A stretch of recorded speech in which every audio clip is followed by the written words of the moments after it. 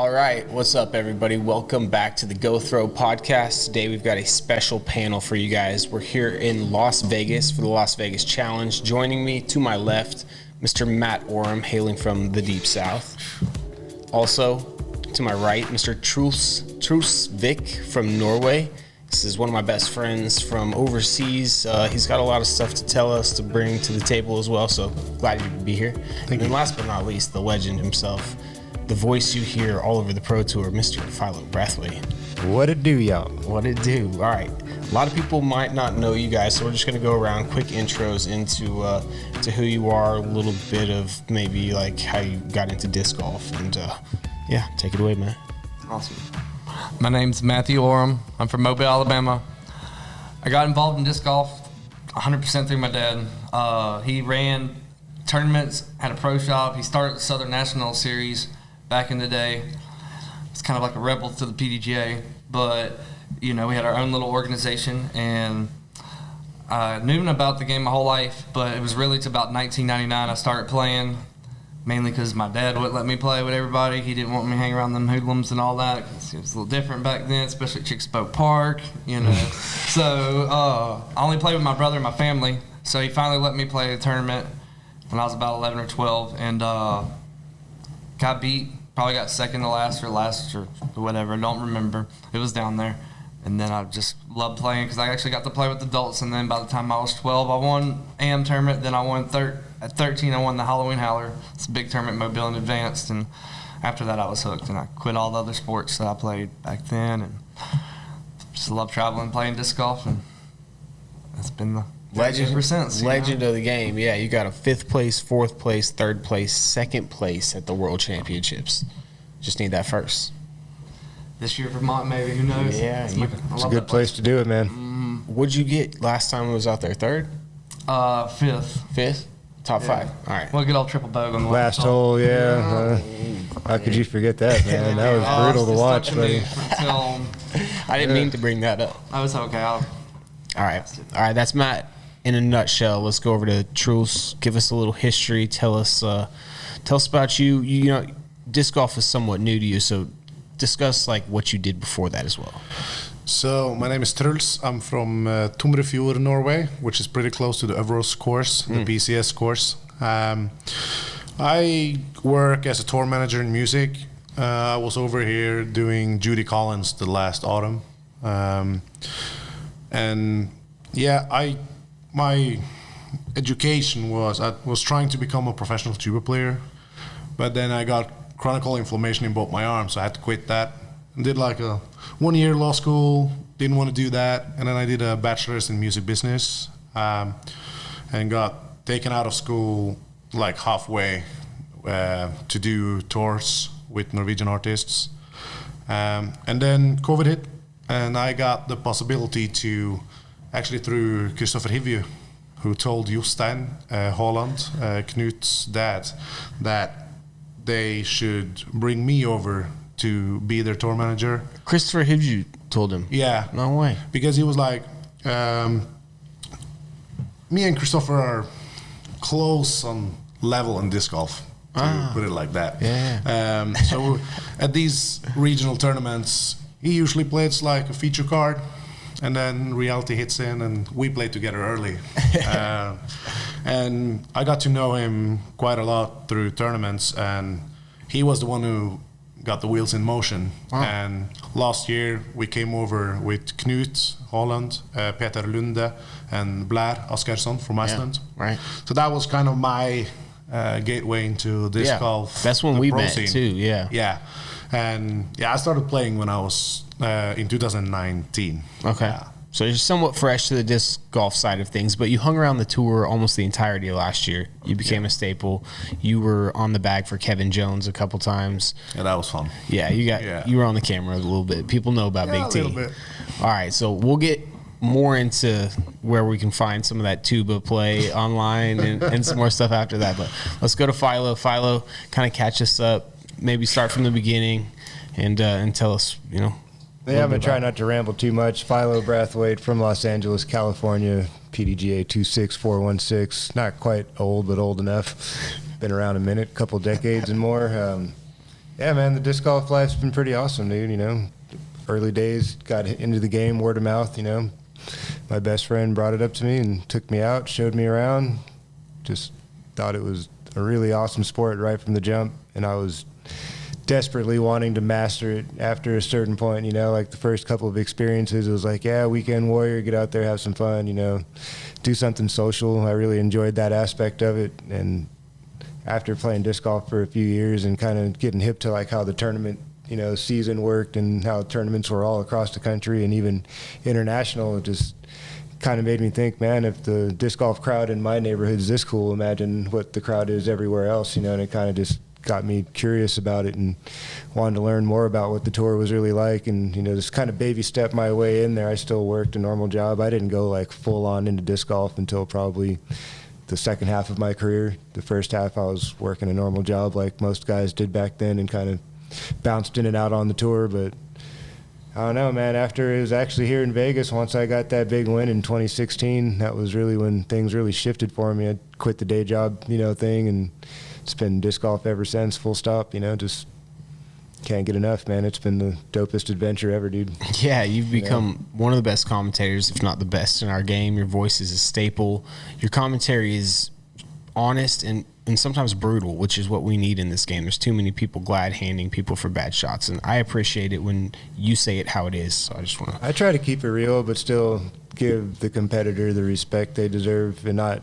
I don't try to bad talk people in a way to, like, bring them down or to make them look bad.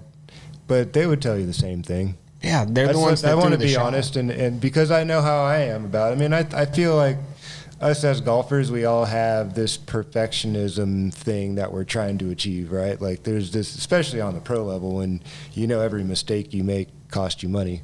Yeah. You know, so there's this level of perfectionism we're all trying to achieve, and we're all trying to work our way to that place where we don't beat ourselves. Yeah. And when you make a really bad shot and it's totally self-inflicted, it's operator error, you know, and you just got to call it for what it is. And I don't think that the player in those moments would argue that. And that's the only reason that I put it in that light. I would never, because I know how hard it is to be at that level, to play, you know, winning disc golf. It's not easy. No, you know.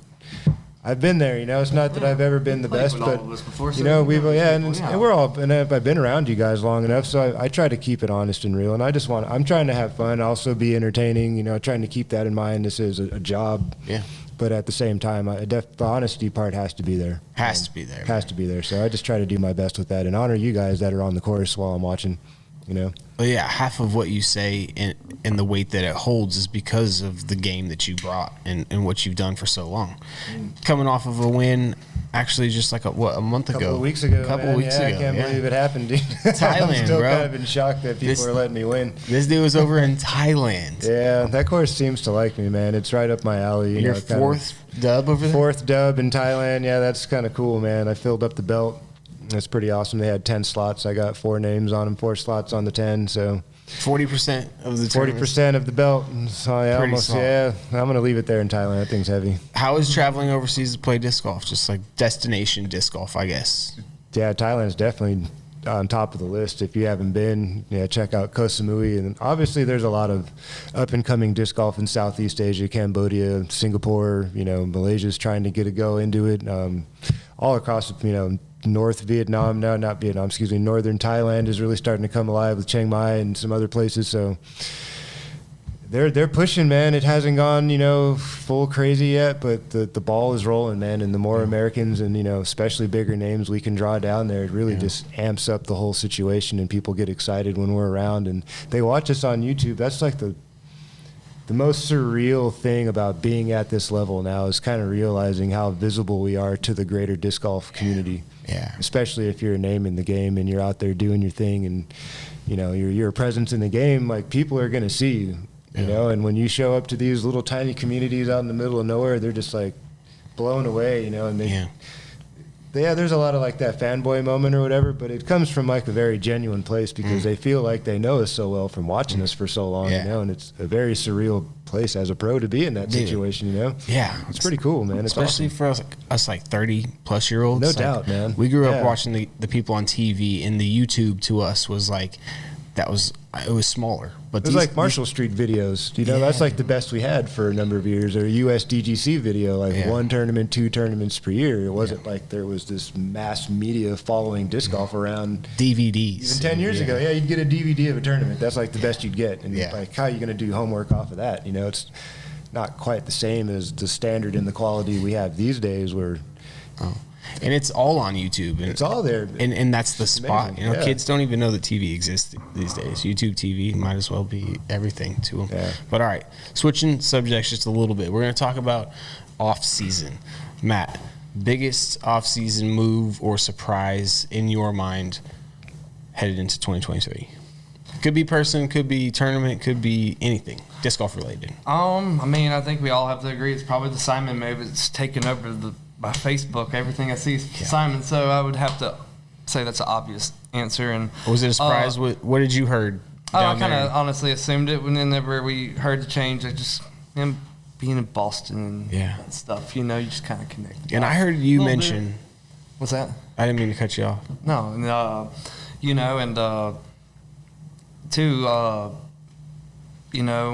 I played with him last week, and he really played probably better than anybody I saw too. So that's exactly what I was going to say. Yeah, so it's something to see this year. I definitely recommend.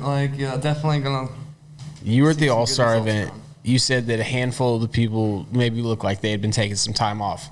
And then I'll let everybody be the judge of that. But Simon was definitely the one. I don't want to throw no names I didn't name any names. But yeah, I would say that 4 of us look good and the other ones look like we ain't practiced. It'll be, He said us in both of those. So, Well, I had reasons I would have practiced a little bit more, but I had my surgery, another dang surgery. I had 3 lymph nodes removed from my upper leg and my groin area. So I've been about 3 weeks since I've been walking without a limp. So, these other guys, though, man, I was still holding those, Yeah. And, but, yeah, they definitely...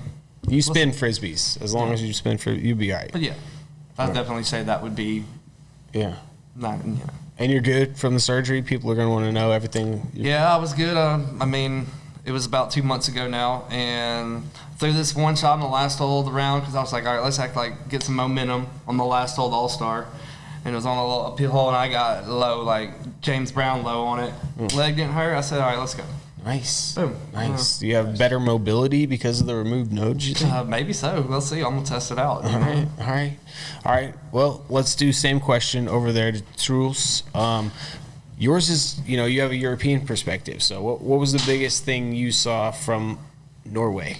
The biggest thing in Norway, apart from people changing teams, would be that we finally got a Elite Series event. That's right. Which is amazing. But also, it's only one course, which has been a big topic back home. Yeah, for sure. You guys have 2 huge clubs that are, an hour apart? Yeah, 110 probably. Okay. Which I was actually on tour. I was in California with Judy, Miss Judy Collins. And I started getting texts from both clubs, from Jostein Holland, from Knut, from our board. I didn't even know what was happening, and they decided to split parts after doing the BCS Sula last year. Right, we were over there in Sula for 2 rounds, switched over to the Everos course for 2 rounds. Yeah. No more. 4 rounds at Everos now? No, 3. It's a 3-day tournament. Okay. So we're doing all 3 at the Everos course. Gotcha. And for us, I'm going to say us. I wasn't a part of this discussion, but I'm a part of the club.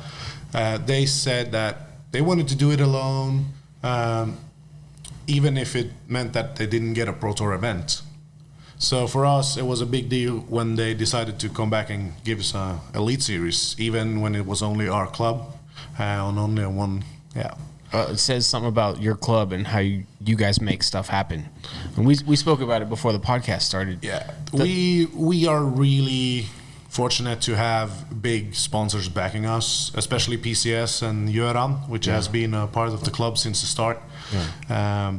And with funds, we can do what we want. And also, the entire course, except one green, is owned by Sivert Øvros, which is the leader of the club. It's his family farm that is just turned into this disc golf mecca in Norway. It's gorgeous property. Crazy that he probably has like 10,000 hours in like I don't know what you even call it, like the digging the dirt, these big machines. Traco or whatever. Yeah, excavating.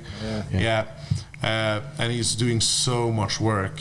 It's insane. Like, I can come to leagues, get ready to play, and suddenly there's missing a forest. It's just like opening things up, making new holes, and all that kind of stuff. Well, the capabilities they have because of Yoran and PCS, and that's actually a construction company, right? Well, they do like, sorry, Yoran, but they do like painting of steel and stuff on boats.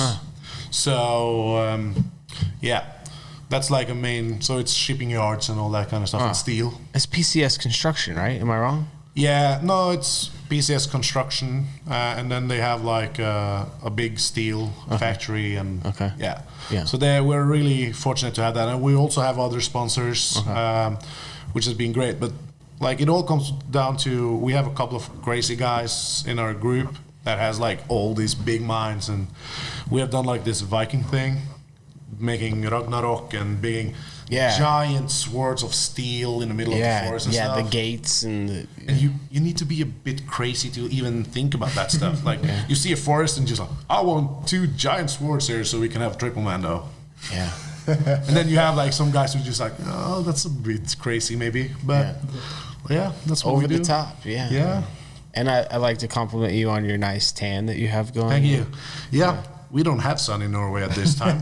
So my 2 days in Vegas was pretty damn hard. Lobstered up already, man. All right, yeah. Amazing. Can't wait to get to Norway. And everybody's going to be there this year. Made an Elite Series. And now that Elite Series carry the weight of so many points, the touring pros cannot miss them. So almost everybody's going to be there, which they should be. It's a fantastic spot. Yeah. We're really looking forward to it. And especially the FPO field. We love promoting women in disc golf, and we would like to see we have many great European FPO players right now, so we would love to see them play the course and see what everything's about. Yeah, hopefully they will. All right, Philo, biggest disc golf news or thing or move or whatever in the off season. Pretty shocked to see Gannon Burr and the whole Prodigy situation unfold like that after he just took down a major, and you know, to see him like the momentum was all heading in a positive direction for him, and all of a sudden the wheels just fell off. So I'm not really sure what all the particulars are. I haven't been really hawking the social media super hard to really try to get all up in the man's business. You know, I'm sure that there's some kind of numbers game. Things didn't pan out, and it's unfortunate, man. You'd like to see, you know, the disc golf manufacturers, you know, take care of their players and not see situations like that unravel. You know, you would think those types of, by this point in the game, like the contractual type things should be pretty solidified, and you know, it shouldn't be walking on glass or something to get these types of things done. Like, especially if you've got that kid ceiling, you know, like, I don't know the particulars, so I don't really want to sound like I know what I'm talking about with his particular situation, but just in general, that seems to have been a theme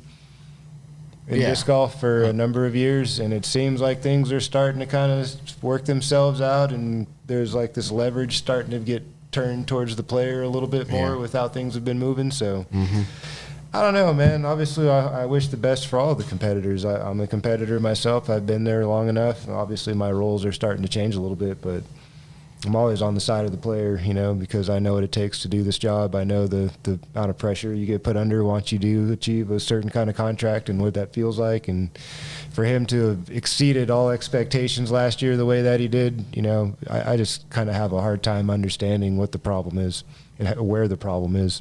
Agreed. You know? Yeah, well said. I just don't know. Yeah. And you feel for a kid, a 17-year-old kid who's really good at throwing frisbees and just wants to do that. Yeah. And, you know, I mean, I wish nothing for the best for him. You know, I'd hate to see him in such a hot mess, you know, so early in his career. So something so dramatic, too, especially, I mean, man, you just wouldn't think, you know, like someone wins a major and then all of a sudden their contract's just up in the air and they're checking the deuces up with a Prodigy grave, you know? I mean, like, you just... I don't know.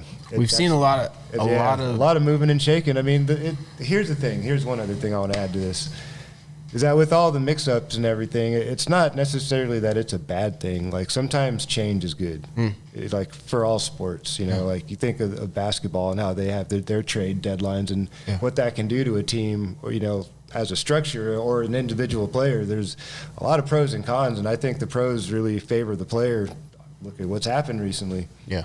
Look at all the moving around, you know, and like, it's crazy, man. You know, like, again, I'm always on the player side first, you know, like, I'm on that side of the spectrum, Right. you know, and I always want the player to get the best for their abilities and what they've earned. You know, I don't think anybody deserves anything per se, but if you've earned it, then you should get it. Yeah, there should be a market value, and I think that there is starting to be a market value for players like Gannon. I mean, if Simon's worth $1 million, if Rick's worth $1 million, if Paul's worth $1 million, then Gannon's worth, I mean, at least half that, you got to assume, right?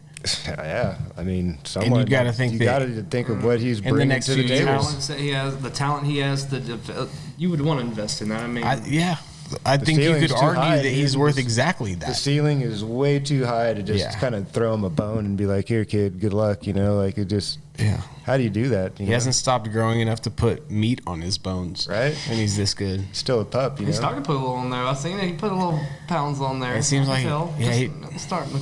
A little hibernation. Yeah, that's All for right. me. That's the big one. I don't know. That is, man, it's a huge one, and it's ongoing. There's a hearing on the 3rd or the 4th of March, around the corner, really, and we'll know more then. But without knowing the details, it does feel like, man, it could have been handled better. I don't know the details, but Same. I don't know if it had to be like this. Maybe it did. Maybe I don't know. Who knows? But all right, let's go predictions 2023. I want FPO most Elite Series wins, and then I want an FPO World Champion, and then I want the same for the MPO. Let's start right there, Matty-O.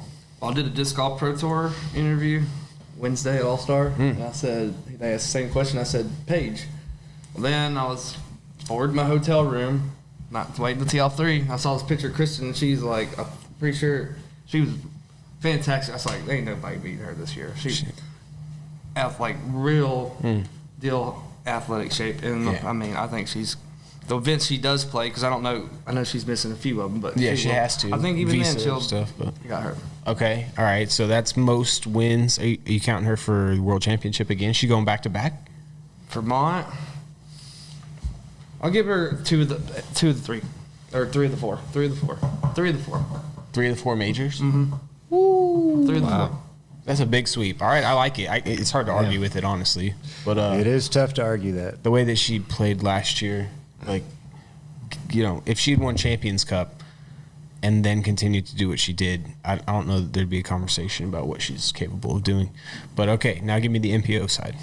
MPO prediction for Most Elite Series wins and World Championships. And speaking of that mic a little better. after last week, I'm gonna go.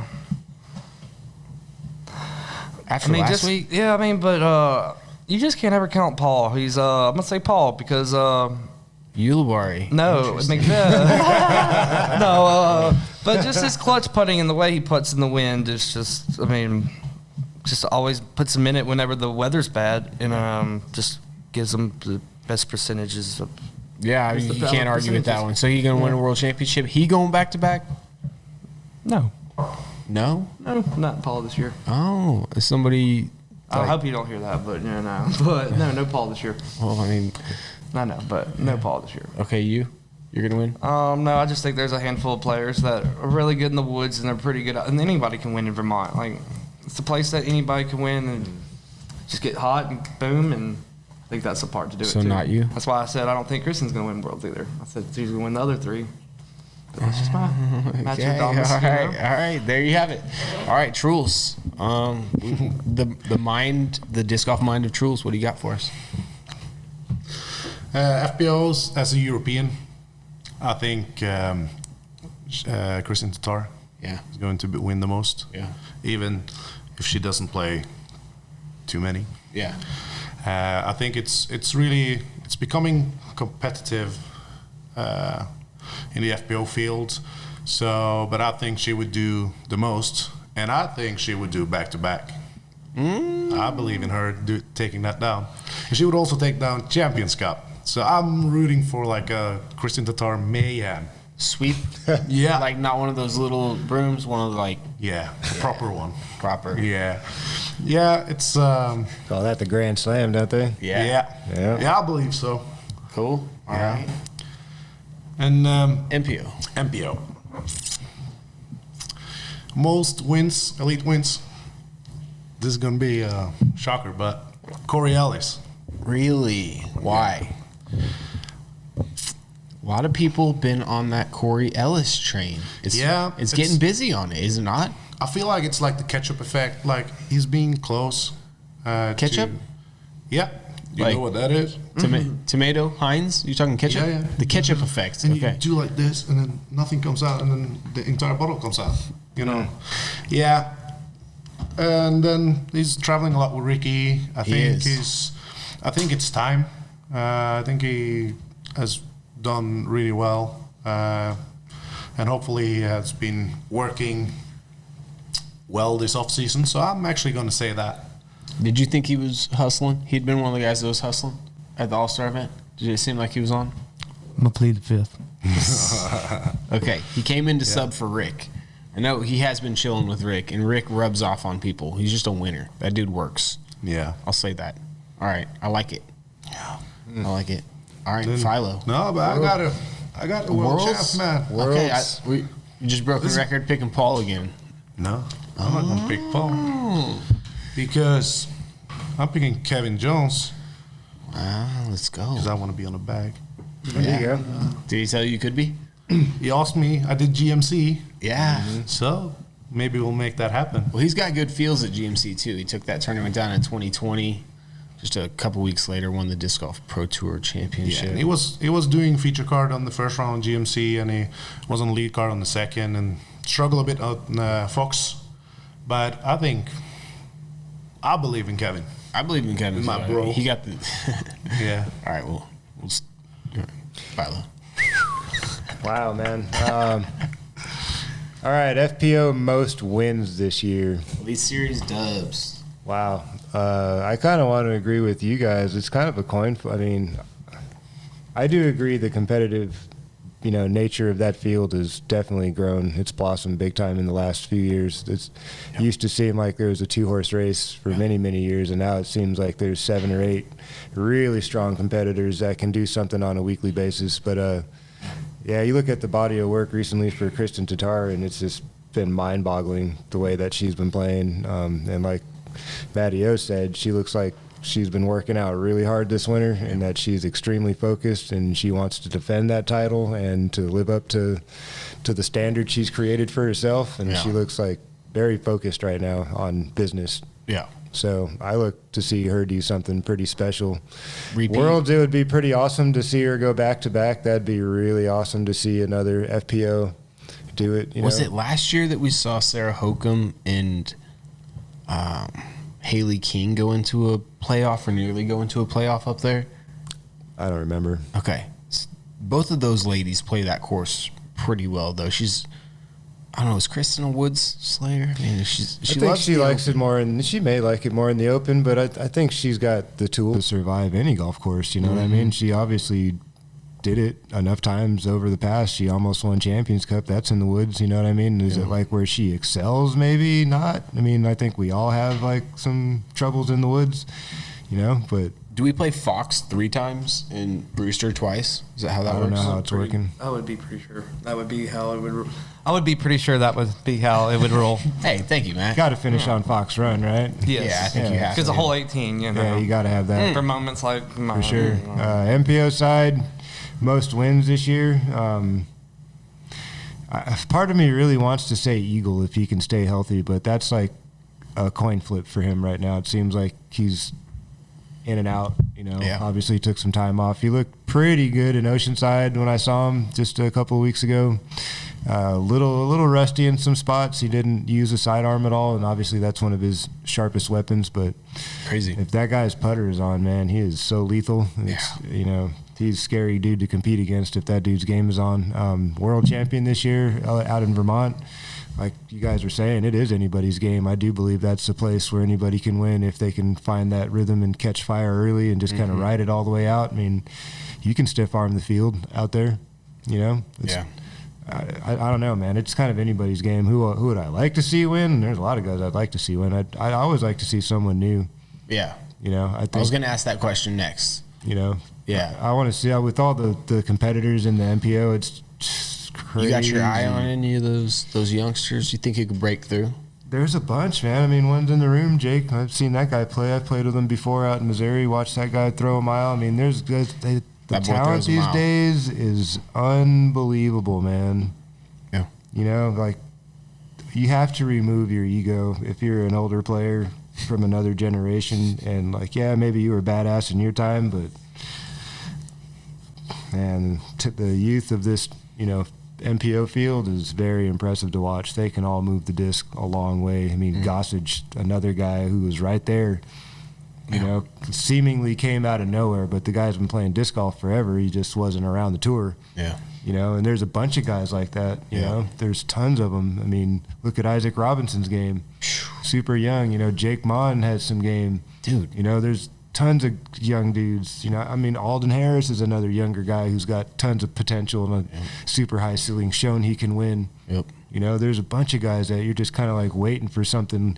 Corey Ellis, another guy, you're just like waiting for the talent to just Anthony Barella. You know, like there's so many names that are like dudes that have been around. They're starting to become veteran, but they haven't quite put the pieces together yet. And I'm looking to see some of that talent do some work this year, because they got to feel like it's their time. Like the Macbeths and the Wysockies are starting to get into their later prime years. Yeah.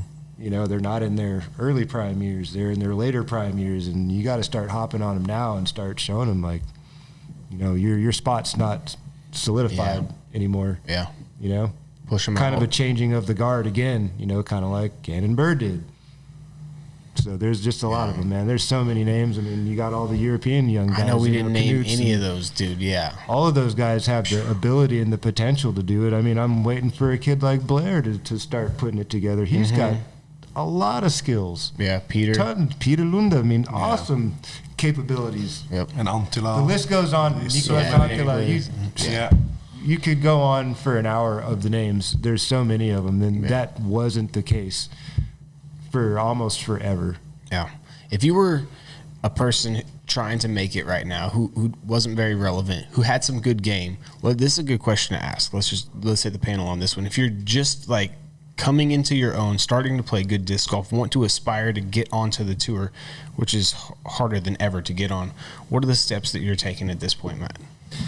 It takes full dedication, because like my buddy Cameron Colglazer, one of the best throwers in the world, he didn't play much last year. It's going to take him so long to even be able to get back into it, because he didn't make points one year. So how does he get back involved to get all the points? He's got to take a whole year to restart, to dedicate, even grinding to sign up entry fees. So you got to like put grinding, get them entry fees in, make yourself want to play to get the points accepted to be on tour full time. If not, it's just not going to happen. I think it's really, you have to do it at least 75% all the way, and get the points up to get higher up, so you get the freedom to be able to sign up easier and be able to get into these events. Yeah, because 2 years there's ago, so many good players now. You know, you could get into a pro tour event if you just all you did was want it. All you did was wanted to get into a pro tour event. You get on the site, sign up, put your name in, bow. I'm about to play with Ricky Wysocki first round of the Waco. And nowadays, that's just not a thing, man. There's tour cards. There's exemptions. There was a Monday playoff yesterday. People getting in through Monday playoffs like it's the PGA tournament. PGA Tour, yeah. All right, let's go. Truls, from your point of view, what's somebody... This is really interesting. Now, it's like, especially for a European, we have had problems not having too many tournaments for like rating and being able to sign up, which has been great with APT coming to Europe and actually having decent tournaments, and Euro Tour starting to get back on their feet again, making tournaments, and of course the Pro Tour coming over. Like all of that can stack, so you actually have possibilities to gain points, like Hjalte Jensen, Blair, Peter, like all of these guys actually can get tour cards can play, can sign up. Not only Worlds and Champions Cup for like qualifying. And yeah, you just gotta grind. Like for me, I'm not a great disc golfer, so there's possibilities to get into disc golf now without being great at disc golf. But if you want to be great at disc golf and you want to succeed, it's a grind. Yeah. And yeah, but people who grind, You got to may separate not- yourself yeah. somehow. And also with this, like it's professional sports, so the mental part of it is also so important. So if you are a youngster and you're starting missing your head during a round, if you get bad breaks or that kind of stuff, that is something, if you work on early, can be a tremendous power when you gain experience. Yeah. And you can try and get that into combining it with your quality and your skills can be great. We're going to have Truls Vik, just mental coaching number down below. That was brilliant right there. Thank you No doubt, man. for that. All right, so youngster, got some game, trying to become relevant. What's your advice, Philo?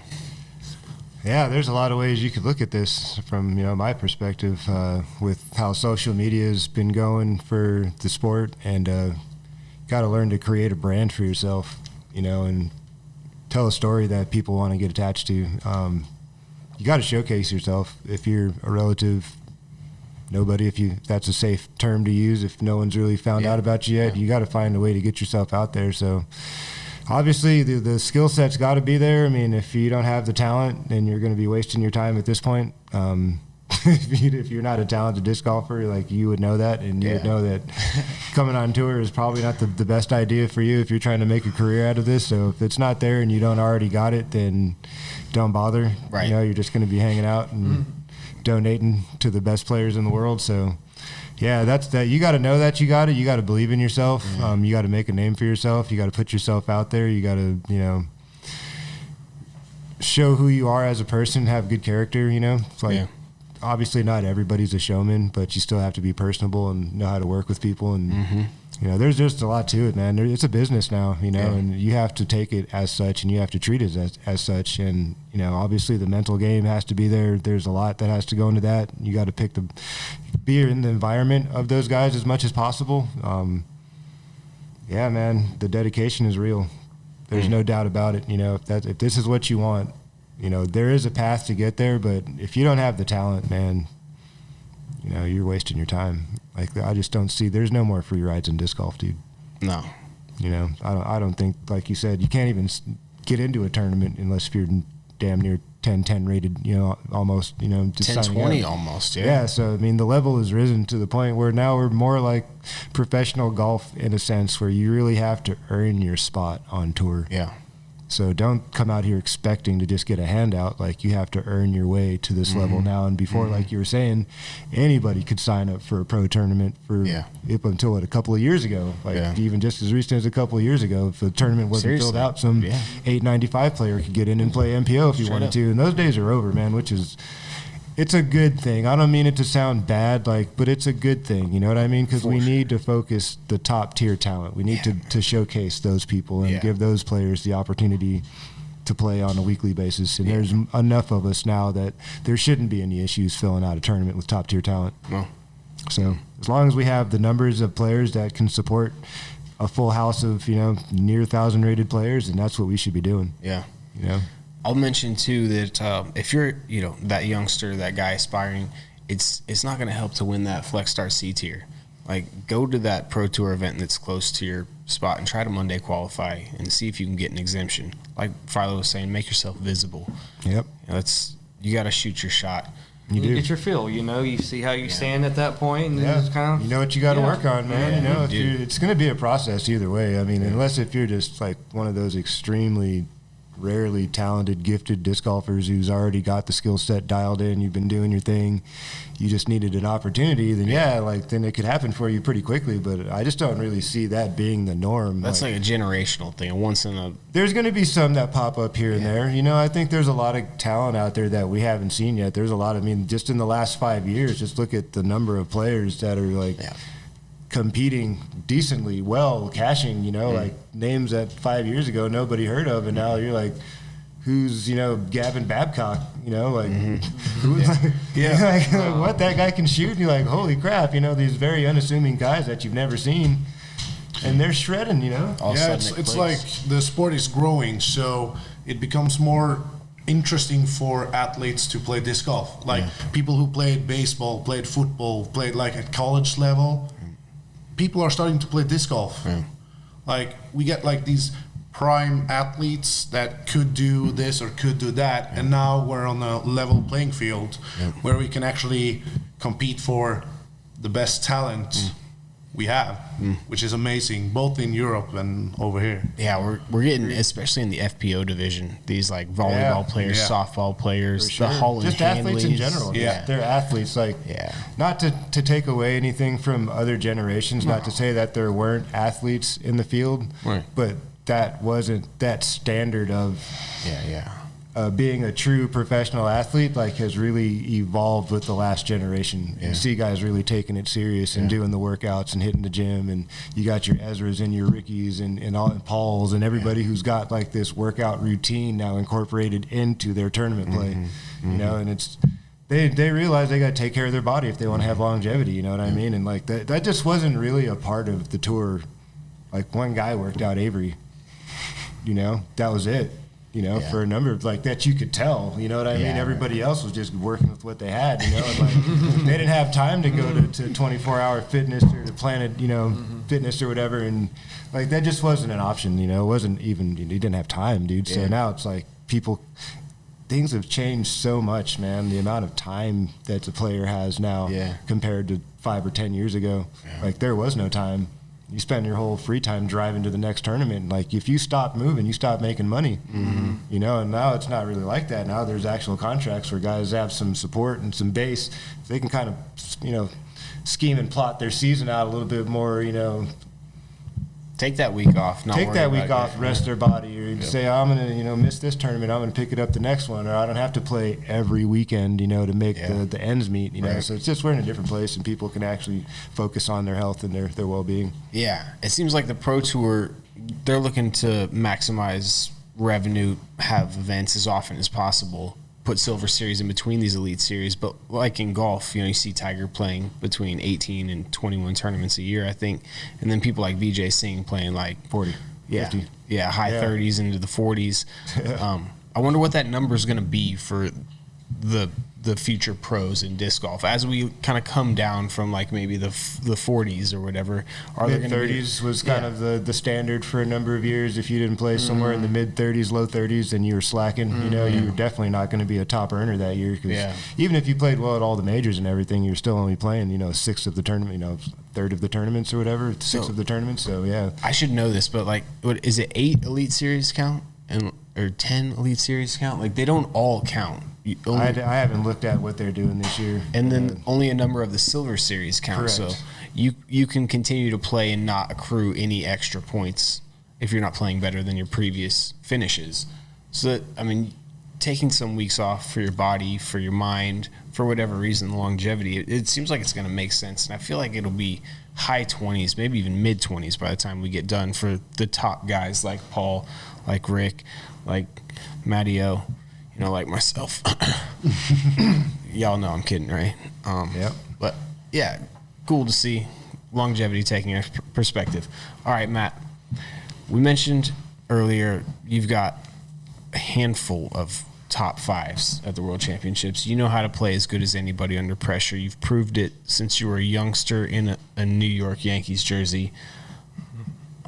What is it under pressure that brings out the best in you? And can you explain to people how you got that, and is it possible for them to, and how they do that? I think what made me like develop pressure, honestly, is just watching other athletes kind of develop pressure, and that's what you've found out, like that's what I live for, like that. And then like Tiger, like who you talking about? Michael Tiger, Jordan? Obviously, and then Michael Jordan, I only got to see play like a year or two get towards the end. Really, you know. Like when he was a bull, and I mean, back then it was like King Griffey Juniors. There was all kind of people back then, you know. But watching them and then just knowing that, and then just knowing that, even I think back then I knew like somewhat, you know, I had my dad, and you know, I knew there was kind of a legacy involved from the get-go. But Ken Climo having 9 world titles, and that was my dad and me. Hero kind of for disc golf for sure. I always called him, he was like Clint Eastwood to me, man. I thought he was bad, you know, and yeah, just knowing that and using that in the moment, and then, you know, knowing whenever the moment happens, you know, try to know that, you know, like getting through it once and then riding it. Like, you know, getting through it once and then just kind of riding it, even if it's a C tier and you make that first putt for them, just remember how it felt, like remember what you went through, and like, you know, and just try to find out what your zone is, or, you know, or, and then first find it and then figure out how you get in the zone. What's your zone? How do you like warming up or not? Do you like throwing for 3 hours, you know, and then playing, and or do you just like going out there stretching your body, not throwing too many shots so you don't throw one bad and it's in your head all day? You know, I like what you said here, because it's not just one size fits everybody in terms of preparing and strategies to be focused and stay focused. You're saying it's a personal thing. You got to find out what works for you. Yeah, it's very personal, you know. And, you know, for me, it's always just been watching them and being like, all right, this is it. This is, and you kind of know that breaking point. Like, you know, when you're sitting, or most of the pros, like, all right, I've had a bogey. I need to do something. You know, you grind. So, but when you do hit the zone, you just, you know, it's just, you can't explain it. You just hit it and stay in it. You stay in it. I don't know. All right. You've played something at the highest level. You were one of the best tuba players in Norway. You're like, I've seen the video. You're a full-blown bad A. Tell us what you've done, and do you have any like strategies to stay calm and focused in high-pressure situations? I remember the first time I played the national in brass banding. I was 14 years old, and I was the only younger dude in the band. And when I was standing at backstage, I couldn't feel my body. I got numb. Like, I was so scared. But as soon as I sat down and I found my spot, as Matty-O, you need to find your own spot. I felt like it was, this is where I know how to, like, this is what I do every week. You found you're comfortable. It's a chair. Yeah. Even if it's like one of the biggest stages we have, or if it's in the rehearsal spot, it feels the same, because you get into the focus state. And after that year, my first year, I was never feeling that ever again, because I sat down and I knew the job I had to do and what works for me. It was a grind. The rest of the year, we grinded for playing 15 minutes of music. We were 30 people working towards the same goal. And we all have different ways to cope. And I found mine really early. And that made me, it made it easier for me to get into the zone in other parts of my life. Even if it's like going on tour, driving for the first time in LA. That was a big thing for me. Or the RV? Or the RV, yeah. Picking up the guys in the RV and then driving in East Texas with bad headlights. And yeah, we even jumped with the RV once over like a railroad crossing. And got airborne. Dukes of Hazzard, baby. Yeah. And what is it? But it's like all those play a part in knowing yourself and using everything you know about yourself to make the best out of every situation. I remember the first time I played disc golf tournaments. I had the same feeling I had when I was 14 years old playing tuba. I'm standing there at the T1 at Sula, throwing that first shot. And that was horrible. But it made me easy, like when I played Jonesboro last year at May 4. But it made me find myself, and I was able to win. Yeah. And it's like, it's not all mental, but if you get to a good mental state, then you can unlock your potential. Yeah. For you, it seemed like it's just remembering how simple the task can be and how many times you've done it. And Yeah, because like a lot of people are struggling. can somebody let Hogan out? He won't stop messing with me. Hogan, come on. Get out of here, dude. Get out of here, bro. I'm serious, man. Get out of here. Yeah, on that same point, I was watching the Swinging Through. That's that Netflix PGA Tour thing, which, have you seen that, Philo? Absolutely amazing, dude. The first episode is Justin and Spieth. Nice. Phenomenal. But in one of the other episodes, it goes into, and now his name's popped out of my mind, Scotty Scheffler. There you go. And Scotty Scheffler taking down the Masters, and what his caddy told him the morning of the final round, he said, you don't have to do anything special. Remember, this is what you do. You're a professional golfer. Like, you got yourself to this position. Take it one step at a time. Play golf. Yeah, a lot of people make it difficult for themselves. Yeah. Because they kind of lose sight of everything because they think too much about certain They things. just see it as the whole. Like, it's too much to... Yeah, and then Simplify. your system will just like override, and you will not be able to concentrate at the same level you were supposed to do and that you know how to do. And then everything turns like, oh, I don't know what I'm feeling now. I don't know what the position I am in now. And then it's super difficult to do the job you're supposed to do, that you know you can do, that you do every day in practice. Yeah. Then that upshot becomes so much harder, or that putt becomes so much harder because it's an alienating feeling that you have. All right. Yeah. I like that. I like that a lot. All right. Somebody who's won events, who knows how that pressure feels. Philo, what are you doing to stay calm and focused in that high pressure sitch? Honestly, I have no idea, man.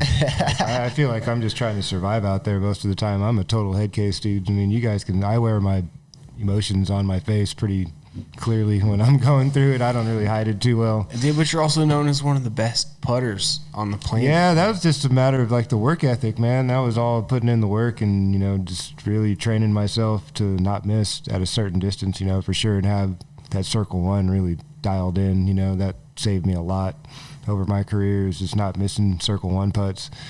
I can accept, 38, 45 footers or whatever, not being perfect every time. But, if I'm 26 feet and I'm not solidly in the chains, I'm a little grumpy about it, because that's like one of the, it's like free throws, right? It's like you do this all the time, just like Truls is saying, it's like you do this all the time. Like, there's no excuses, and all that stuff is all in between the years. And when you're playing well, you're just in a zone that you earned, you know what I mean? It doesn't just show up out of nowhere. You work your ass off for it. You prepare for it. You own it when it shows up. So you don't really think about it. It's just there, and everything feels like it's happening in slow motion, and you're in control of everything for the most part. Like, obviously not every last single thing, but you're at least in control of what your body's going to do. And once you got that going, man, it's really hard to go wrong. And you just trust yourself. You trust your instincts. You don't really overthink situations. You just kind of see and do.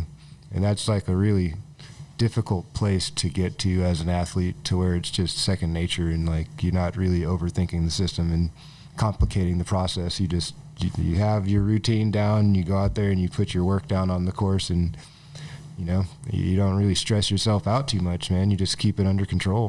Don't beat yourself. That's a big part of the game, is don't beat yourself.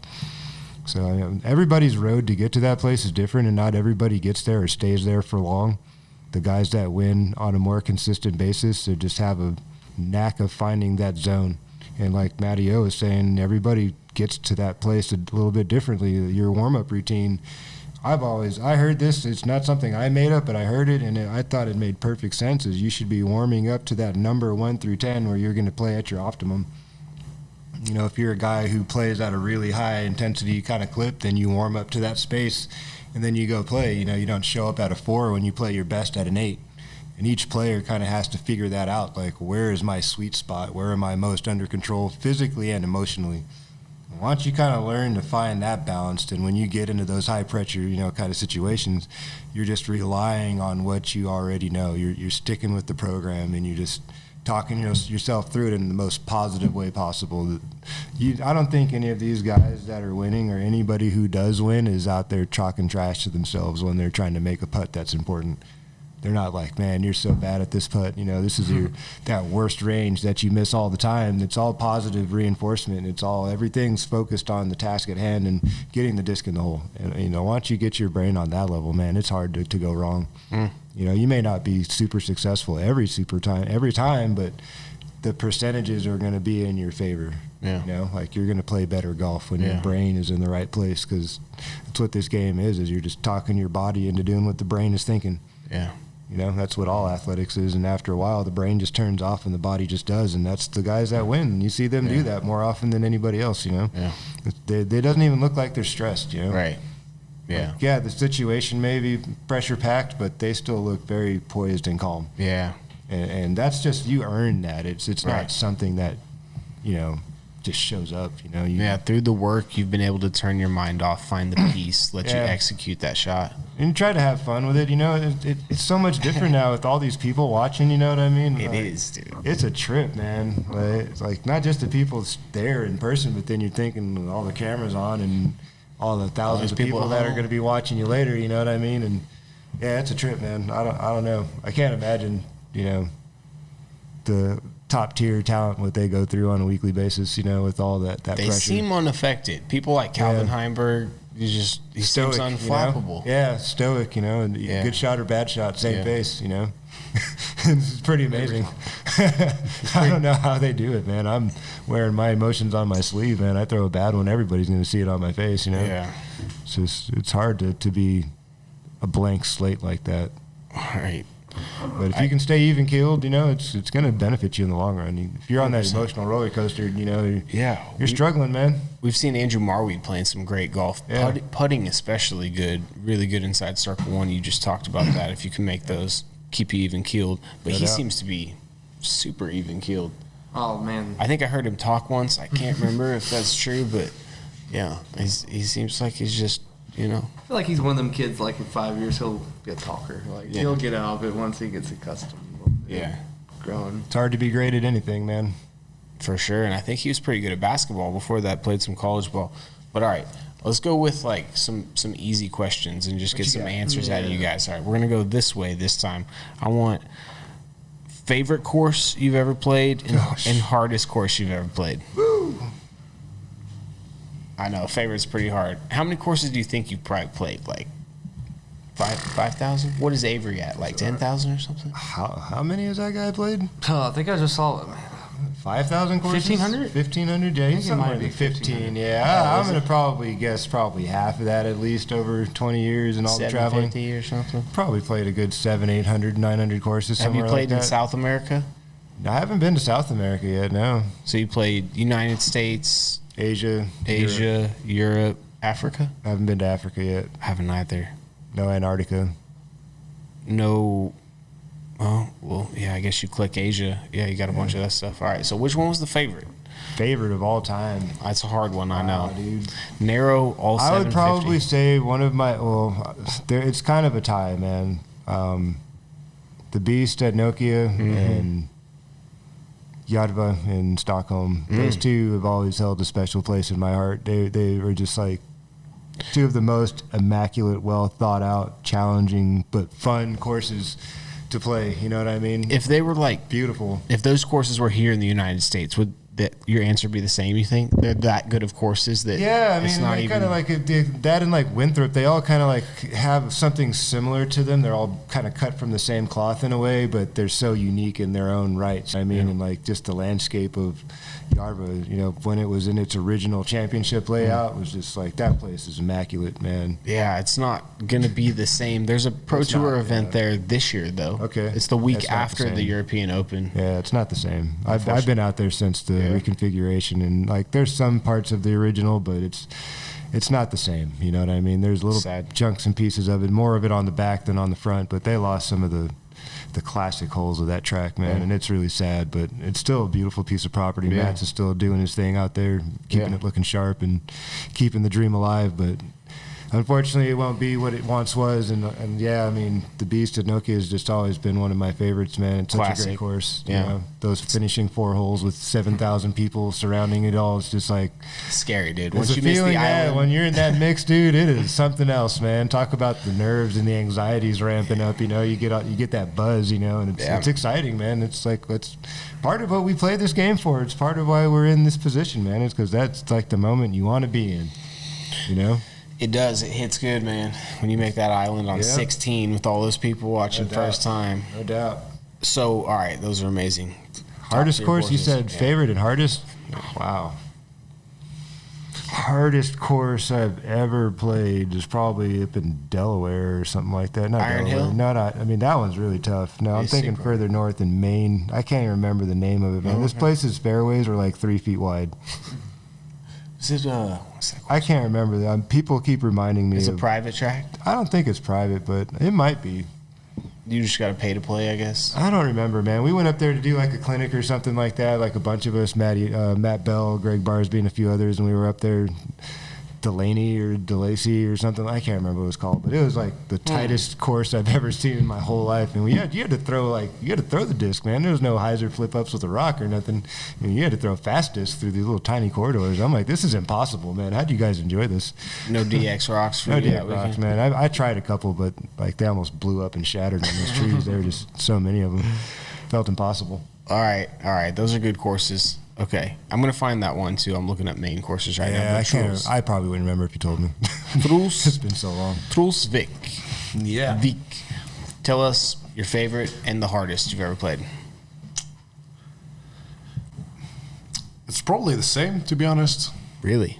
Yeah, because I love playing woods golf, but I have my limitations. To put it like that.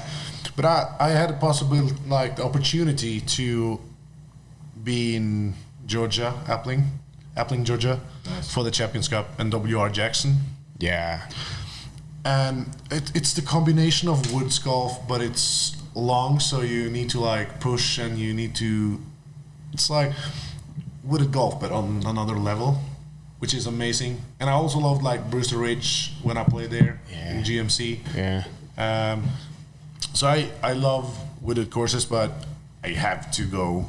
Of course, Øvros is amazing, but Yeah, all the people in Norway are like, dude, Truls, you're not. well, I'm probably getting so much hate because I played at Krokol, which is like the number 2 on UDisc in the world. Yeah. Or the second time. Is in that a the row. one in Oslo? Yeah. Okay, Oslo. Yeah. It's a great course. It's too much open, and you have to throw so far. Oh. Well, it's up there with the hardest I've played, but WR Jackson, you need to, and it's so funny when I was there with my guys, and seeing the different players when they're playing T-Birds or they're playing Destroyers, and the kind of kicks you get and the kind of trouble you get, and you get another level of layer that you have to maneuver. So I, by far, WR Jackson. All right. Yeah. Yeah, for good reasons too. All right, Matty-O. Played a couple of courses. Yeah, a few. I don't think it's as many as people think, but my favorite course got to be Bud Hill, Memphis, Tennessee, because of my memories I got there. I mean, the owners are some of my favorite people in the world, and they're really close with my dad. And I wasn't supposed to ever go to Bud Hill until I was 18. It was pretty rowdy back in the day, and I finally got to go for a Southern National Pro Championship. It was actually my first pro tournament ever in 2002. I cashed at it, but the course is so fun. I unload my bag on 18. I only play 18 because a lot of times I go there, but I pull up by myself and I'm scared of snakes, really scared of snakes. It's right there on the Mississippi River. So I just go 18 because I'm actually scared to go out there by myself. So I just play 18 until I see somebody. I'm like, please let me come with you. And that's a true story. But and I just had so many stories I got there I probably can't tell till after. Why do they the call- cruise over? It's good times there. I feel that. It's not gonna matter here in 2-3 years. No one's gonna care. It'll be why is it named Bud Hill? Honestly, I think actually I know the story. Danny had a dog named Bud, and it died up on the big hill because it's on the bluffs of the Mississippi. Yeah. So it died on the main hill. Blood Hill. Blood Hill. That's Blood's Hill. Yeah, that's Hill. All right. That is your favorite course? What is Hardest course. Hardest course, man. There's a lot. I mean, we could easily say Ledgestone, but I play decent enough where I can't say it's because it ain't done me wrong yet. But I remember me and Cameron Colglazer went to Worlds in 2012. We showed up to the wrong course prior to the event. It was the Eager Beaver course in Charlotte. Yeah, that place is And nasty, dude, I'm talking, we were ready to quit. Like on the fourth hole, there was like this 310-foot par four. We didn't even get 50 feet down the fairway. Angry Beaver. Angry Beaver, yeah, the Angry Beaver. And we were like, dude, we were bitter, dude. We're like, I can't believe we're playing here. And then even Alan Beaver comes out, and we were like, how do you like the place? We're like, we freaking hate it. And he's like, well, good, you don't have to play it. We're like, what? Like on the 16th hole, you're like, I ain't even played it. Like, yeah. So, but it was the hardest course I've ever played. I remember it made us look like slapjacks. Yeah, All I've right. been out there, Matty. That plays no joke, man. You know about that spot? Has it gotten any better since then? I ain't never. I don't think it has. Nope. I'm still hearing the horror stories to this day, man. That place is tough. Yeah. All right, this is kind of a prediction, but I want to hear your thoughts and the vision for the future of disc golf. It could be 2023. It could also be 2033. I just want you to speak a little bit about where you think we're going and maybe what role you hope to play in the shaping of that future. Wow. Yeah. I think at this point, I think we all kind of have a pretty good feeling where this is headed. The ball is moving a whole lot faster than it's ever moved for our sport before. And, I think eventually they'll figure out a way to get, us on TV a little more regularly. And I think disc golf's going to start becoming more of a household thing than it's ever been. And people are going to be more exposed to disc golf, and there's going to be another big wave still. I mean, I still feel like we're in our infancy as a sport, only 40 years in the making, and, we've come a long way in 3. We Crazy. double, tripled numbers in like a matter of years from where we were after the whole history of our sport, and I think we're gonna get to that place we've all been hoping for, man, to where we're recognized and where we're respected as athletes, where our sport is respected as an organization and a sport that is going places and that's doing things, and that's a lifestyle that people are really going to learn to appreciate and recognize and honor. That like people out here are really dedicated to this, and there's a lot of passion and love in this game. Yeah. And it's not just some recreation that guys are doing, drinking a 40 anymore. Like there's real athletes, that are involved, that are extremely dedicated, that are extremely passionate. And I think we're a super compelling sport as a whole. There's so much here. It's not just the surface of the game. There's all the stories in the background. There's hundreds and hundreds of people that their story's worth knowing, and the sport of the story of the sport is worth knowing, and I think it's an all-American type of thing. Obviously it's a very international thing, but it's an American thing. It's an American sport. It's like a new pastime that's being developed, that we're all pioneering the way. So I think that we're going to get to that place where we want to go to, where we can kind of be considered, superstar athletes in a way, like we already are in our own rights, in our own community. Like when you're a world-known disc golfer and anywhere you go that there's disc golf, like people know you, and it's like legitimate. So my role, I'm thrilled that I get to be a part of the media side. I didn't really plan on this being my future in the game. I kind of always figured once my playing days were over, I'd kind of find myself a nice little piece of land and keep coaching people up and trying to help the next generation the best I can and doing what I knew best at the time, which was being an ambassador and a coach and, a spokesman for the game. But now, being in the position I'm in now and how much fun I'm having with it and how awesome it feels to be a part of it on this side of the spectrum. And, for my knowledge and, expertise, if you will, You have the it. disc golf community and the disc golf world to be, appreciated for me is awesome, man. I did not see this coming, and I'm happy to still be a part of it any way I can. I'm always going to want to be an ambassador. I'm always going to want to travel and spread the good word of disc golf. But being on the media team and getting to be a color commentator for the sport is huge, man. It's such a responsibility, and I'm loving it, man. I can't wait to keep this train rolling and see what happens. I know just awesome things are going to keep happening, man. The sport's heading in all the right directions right now. Yeah. So Well, that was like bordering on poetic at times. I think the sport's in fantastic hands with you at the wheel on the commentating side. I really honestly believe that you do a great job week in and week out. And I'm not alone. I know that the people are going to be in the comments saying that they love you as well. Matt? Where do you see it going? Honestly, most of what Philo said is I have to agree in that we've been waiting for this, and we all kind of feel it, but just keep it simple. Like private courses, I see us going to private courses, and why? Like, explain a little bit.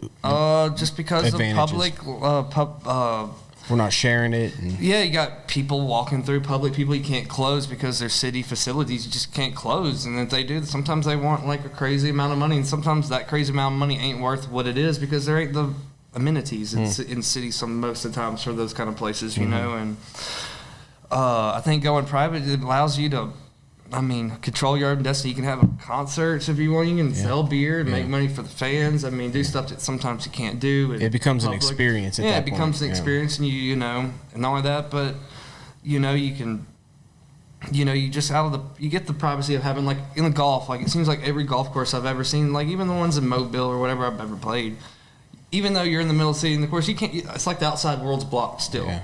And that's what private courses do. It blocks that outside, so you kind of feel like, and I think that's one the directions I definitely see it going and feel it, and just kind of what I want to be involved in. I just want to be involved in the course design. I feel like I would be really good at it. I've never put almost any partake in nothing except for like trying to fix somebody's idiotic idea in Mobile or something, honestly, or something just like, or what's your opinion?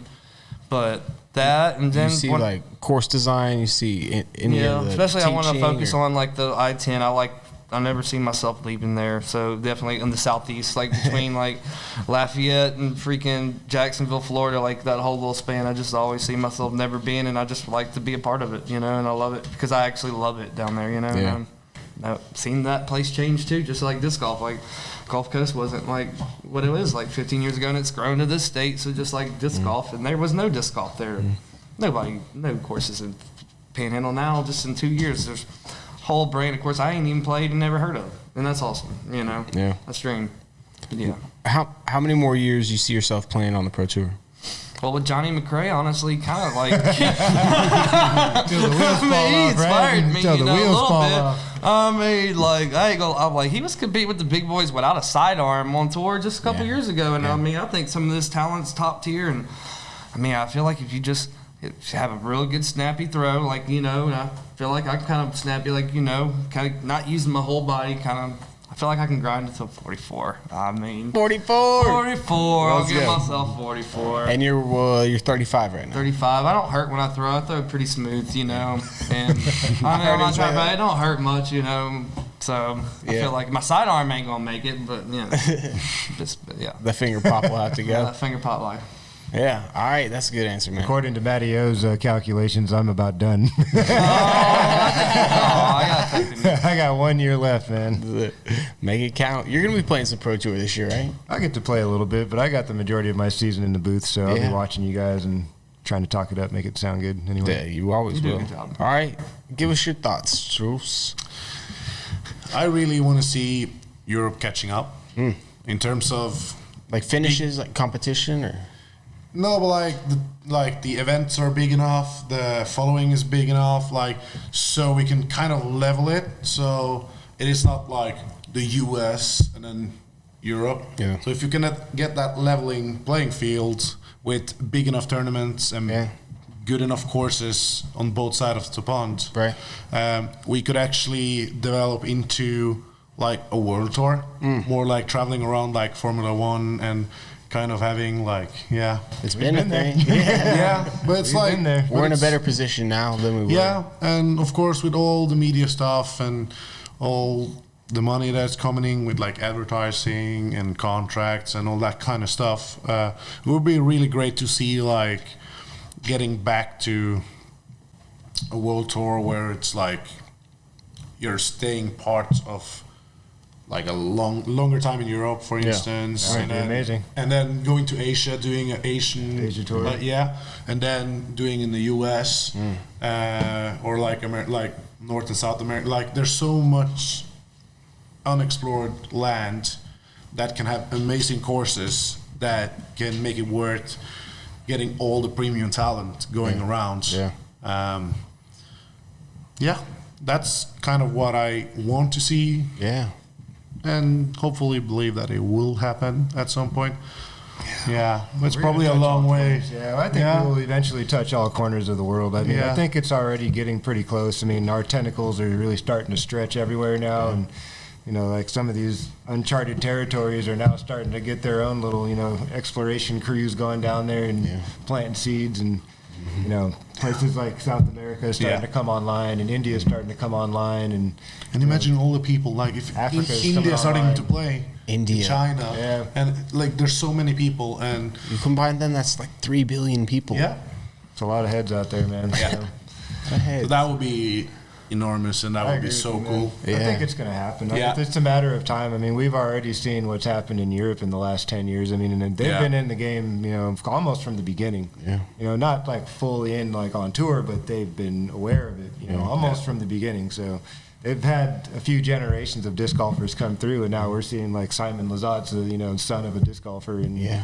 like kids like Linus Carlson, who like all these kids that have just been like around the game for a long time, but we just haven't seen them. You know, so I think there's going to be a lot more of that, and especially Southeast Asia, where that's really starting to blossom. Yeah, man. I really like that vision. I agree with them 100%.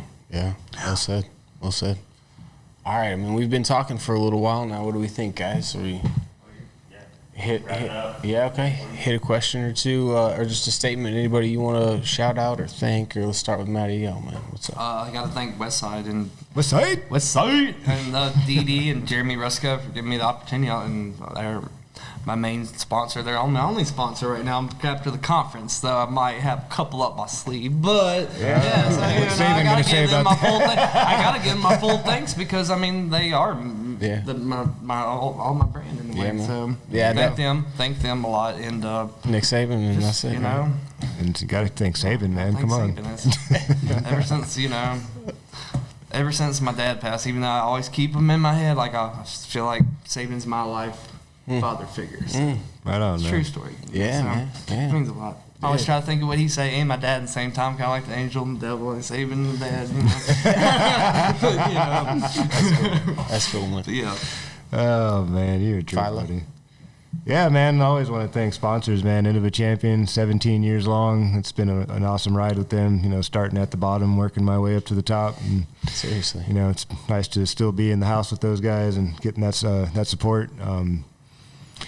Yeah, the Squatch Bags, man. I always want to rep out the OG home course, Oak Grove disc golf community. Those guys have been big supporters of what I do, and all my fans that support and hop on the Team Philo bandwagon. Check me out on the Instagram, all that good stuff. Facebook, I'm going to start trying to do a better job of posting more. Last year was kind of quiet, but I'm going to try to do better this year. But definitely all the fans out there, man, just all the disc golf fans in general, people that support us and help us get paid and keep us out on the road doing what we love, man. We always got to thank you guys, man. If without you guys, we wouldn't be out here. So that's right. Blow his social media up, everybody. Tell him he has to post more if he's not. Yeah, I've been kind of lazy. Let him know. Guys. I'm sorry.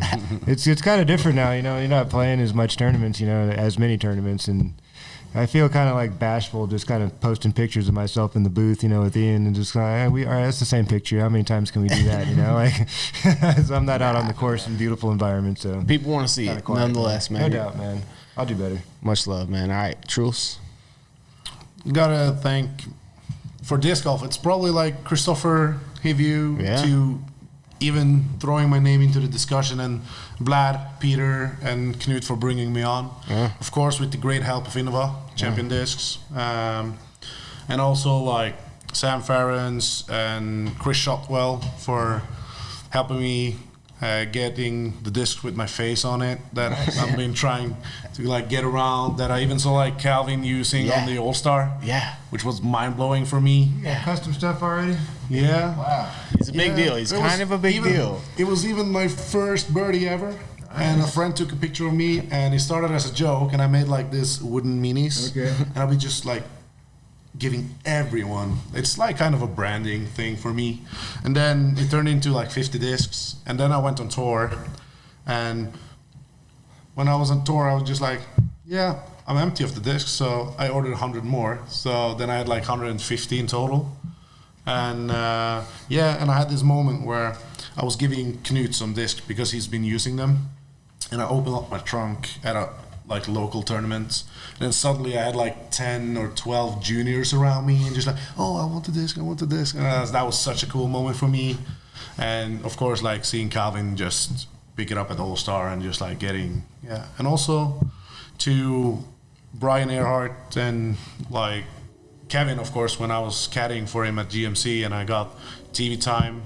Thanks for that TV time. Yeah, man. I was like, think about the TV time, Disc Golf Network now. But it's, it was fun because it blew up back home.